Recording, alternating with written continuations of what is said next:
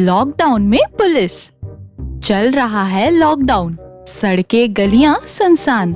इस सन्नाटे में चुड़ैल और भूतों के तो बड़े न्यारे अपनी पैंतरेबाजी दिखाने खंडरों, कब्रिस्तानों, शमशानों से उतर आए सड़कों पर। नुक्कड़ पर लट्टू की चाय की दुकान बंद। दो भूत दीवार को भेदते हुए अंदर आ गए। लट्टुआ, कड़क चाय पिला तो मलाई मार के।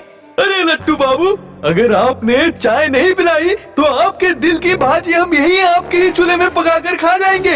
लट्टू देखते ही समझ गया कि भूतों से पाला पड़ गया है।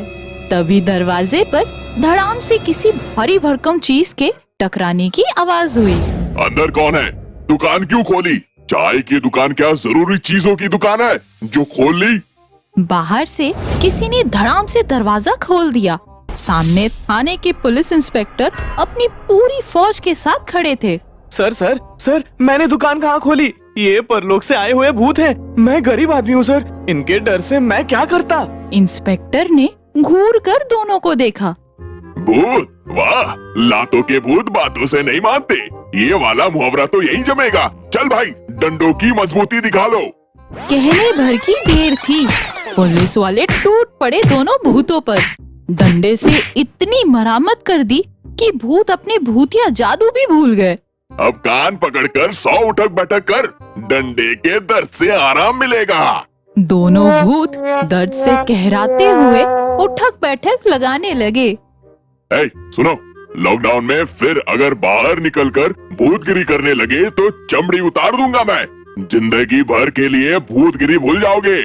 अरे सर, वो देखिए, एक मोटरसाइकिल पर 3 सवारी आ रही है। जाने मत देना, रोको। मोटरसाइकिल वाले ने सांप की तरह टेढ़ा मेढ़ा चलाकर भागने की कोशिश की। एक कांस्टेबल ने पीछे वाले के पीठ पर जमकर एक डंडा बरसा दिया। लड़खड़ाते हुए बाइक रुक गई। अरे रोमियो माइकल जैक्सन, एक बाइक पर 3-3? अरे इनको शायद इजाजत है ऊपर से एक बाइक पर 3-3 चलने की। हम भूत के बेटे हैं, हम जो करते हैं अपनी मर्जी से करते हैं, हमसे पंगा मत लो। अरे यहाँ भी भूत, हमारी क्या औकात है जो आपसे पंगे ले? पर हमारे डंडे आपसे गले मिलना चाहते हैं। ए, बुला लो उनको। इशारा काफी था। पुलिस वाले ने उन तीनों भूतिया रोमियो की डंडे से जमकर धुलाई कर दी। लगता है होश ठिकाने आ गए हैं भूतों के औलादों को। ये रोड तुम्हारे भूत बाप के नहीं है। अब अगर लॉकडाउन में रोड पर दिख गए तो लॉकअप में बंद करके बहुत मार मारूंगा। तुम्हारा भूत बाप भी नहीं आएगा बचाने। सर, एक कीमती कार आ रही है, वो देखिए। कार आकर गार्ड रेल पर रुकी। उसमें 2 औरत थी। एक औरत तमतमाती हुई बाहर निकली। कानून सबके लिए बराबर है, रोको। हाउ डे यू ऑफिसर, जानते हो मैं कौन हूँ? मैं आपको जानकर क्या कर लूंगा? हमारी लेडी ऑफिसर आपसे जान पहचान बना लेगी। कार से दूसरी औरत भी बाहर आई। हम अपनी भांजी की शादी के संगीत पर जा रहे हैं, हमें रोको मत, वरना सारी जिंदगी पछताओगे। परमिशन है आपके पास लॉकडाउन में जाने का? तुझे समझाया तो तू समझा नहीं। हम चुड़ैल हैं, हम हवा में तैर कर जाते हैं। सुनसान सड़क देखी तो कार में आ गए, हम परमिशन नहीं लेते। वाह, भूत के बाद चुड़ैल भी मिल गई। परमिशन नहीं लेते तो यही संगीत शुरू करवा देते हैं हम। बजाओ रे बजाओ, बजाओ। इशारे भर की देर थी, लेडी पुलिस वालों ने डंडों की बरसात कर दी उन पर। अरे कुछ चुड़ैल वाली हरकतें भी दिखाओ कि भूल गई सब कुछ। ये है लटकी मार, अपने बाप का नाम भी याद नहीं रहता। छोड़ दो हमें, अब हम सड़क पर नहीं उतरेंगे। चुड़ैल हो या डायन, लॉकडाउन में अब अगर सड़क पर दिखी तो ऐसे डंडे पड़ेंगे कि चूहा बनने के लायक नहीं रहोगे तुम लोग। भागो अपने घर, जाओ भागो यहाँ से। तो दोस्तों, वायरस के लॉकडाउन में stay home and stay safe. एक गांव में एक बहुत मोटा लड़का रहता था। सब गांव वाले उसे पेठू राम कह के बुलाते थे। उसकी माँ उसके मोटापे और आलसीपन से बहुत परेशान हो गई थी। माँ, मुझे कुछ खाने को दो। अरे, अभी कुछ ही देर पहले तो खाना खाया था तूने। उसे खाए 1 घंटा हो गया। मुझे बहुत भूख लगी है, मुझे खाने के लिए दो, नहीं तो मैं बाहर जाकर खा लूंगा। हाँ हाँ, बड़ा आया बाहर जाकर खाने वाला। अरे, तू इतना खाता है कि तेरे खाने के डर से लोगों ने अपने खाने के ठेले बंद कर दिए हैं। कितना आलसी है तू, कुछ तो काम करता नहीं। घर में पड़ा रहे, मुझे अकेली से घर का खर्च नहीं चलता। अगर तू कुछ काम करे तो थोड़े पैसे मिल जाएंगे। नहीं माँ, मुझसे काम नहीं होगा, मुझे थकान हो जाती है। थकान तो होगी ही ना, इतना मोटा जो हो गया है खा खा के। फिर पेटूराम अंदर खाना खाता है और सो जाता है। एक दिन पेटूराम की माँ को एक जादूगर मिलता है। जी नमस्ते, मैंने सुना है कि आप बहुत बड़े जादूगर हैं। मुझे एक परेशानी है, क्या आप मेरी मदद कर सकते हैं? बोलिए बहन, क्या मदद चाहिए आपको? मुझसे अगर हो सकेगा तो मैं आपकी मदद जरूर करूंगा। जी, मेरा बेटा बहुत आलसी है और हमेशा खाते ही रहता है, कुछ काम नहीं करता, खा खा के मोटा हो गया है। पतला होने के लिए कुछ नहीं करता।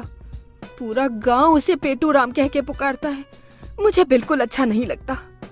मैं चाहती हूँ कि आप उसे कोई ऐसी चीज दें जिससे उसका मोटापा थोड़ा कम हो जाए।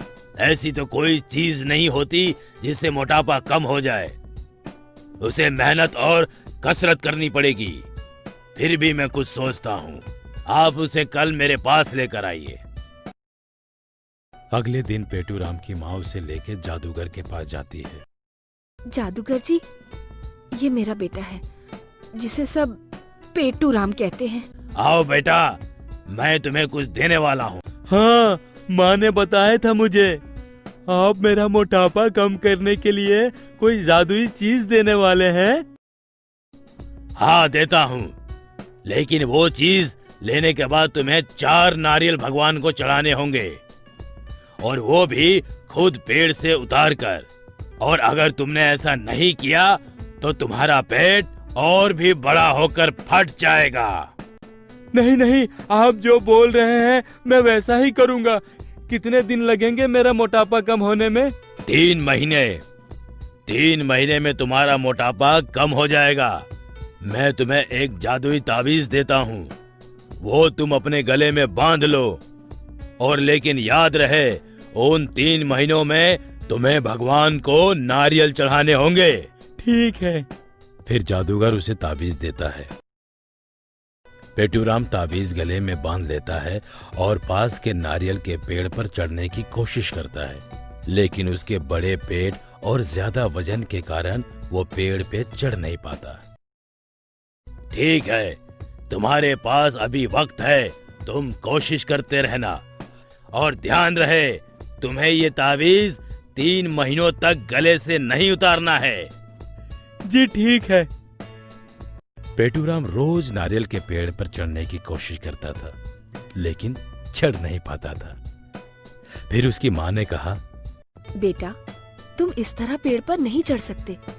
तुम रोज थोड़ा थोड़ा चलना शुरू करो, फिर तुम्हें पेड़ पर चढ़ने में आसानी होगी। हाँ माँ, ठीक है। फिर पेटूराम रोज चलना शुरू करता है। 24 दिन में ही उसे चलना अच्छा लगने लगता है। वो कसरत भी शुरू कर देता है और खेत में काम करने लगता है। काम और कसरत की वजह से उसका मोटापा धीरे धीरे कम होने लगता है।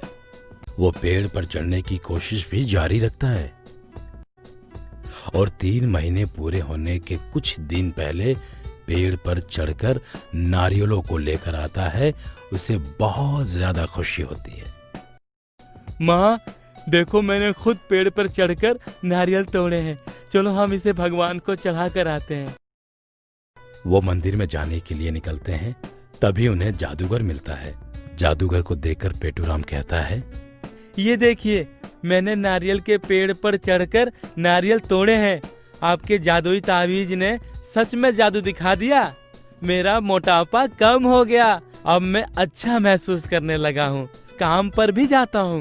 अरे मैंने जो तुम्हें ताबीज दिया था वो जादुई नहीं था, लेकिन तुम्हारे आलसीपन पर कुछ तो इलाज करना था, इसलिए मैंने तुम्हें ऐसे ही कहा था।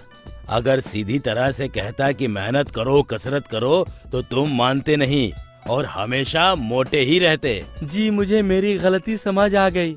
आज के बाद मैं कभी भी आलस नहीं करूँगा और माँ के हर काम में मदद करूँगा। उस दिन से गांव के लोग उसे पेटूराम कहना बंद कर देते हैं और वो खुशी से अपनी जिंदगी जीने लगता है।